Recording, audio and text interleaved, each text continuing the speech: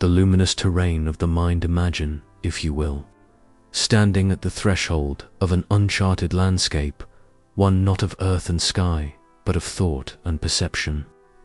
This is the domain George Herbert Betts invites us to explore in The Mind and Its Education, a work that does not merely instruct, but illuminates, revealing the mind not as a static vessel, but as a living, breathing cosmos unto itself. Here, education is not the rote memorization of facts, but the careful cultivation of an inner garden, where seeds of knowledge, once sown, grow into towering trees of understanding.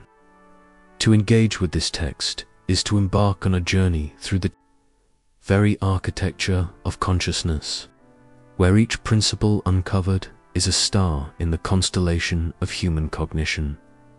Betts' work, though rooted in the early 20th century, transcends its time, speaking to the timeless endeavor of shaping the mind. It is a guidebook for the traveler who seeks not just to accumulate information, but to master the art of thinking, feeling, and perceiving with clarity and depth. The mind, in Betts' vision, is not a passive slate, but an active force sculptor that shapes reality even as it is shaped by it.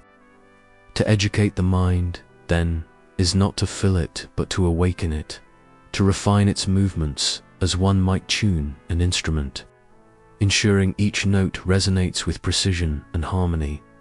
Consider the metaphor of the mind as a vast, intricate machine, turning, levers shifting, currents of thought flowing like electricity through a network of unseen pathways. Yet this machine is alive, capable of growth, adaptation, and even transcendence. Betts does not reduce the mind to mere mechanics.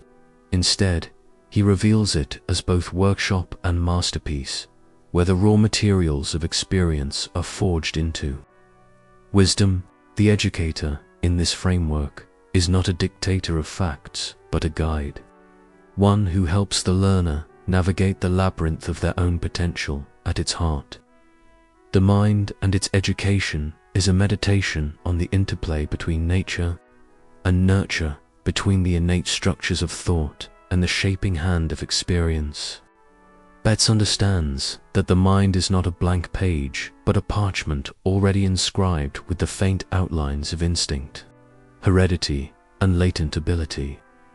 Education, then, is the art of tracing over these lines with deliberate, purposeful strokes, bringing into full relief what was once only shadow. It is a process both scientific and poetic, demanding rigor, yet inviting creativity, requiring discipline, yet flourishing in freedom. But why does this matter now, in an age where information is abundant, yet wisdom often seems scarce?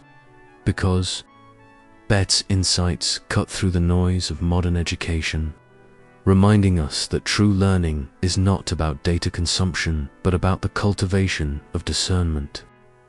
In a world where attention is fragmented and knowledge is often superficial, his call to deep, intentional mental training is nothing short of revolutionary.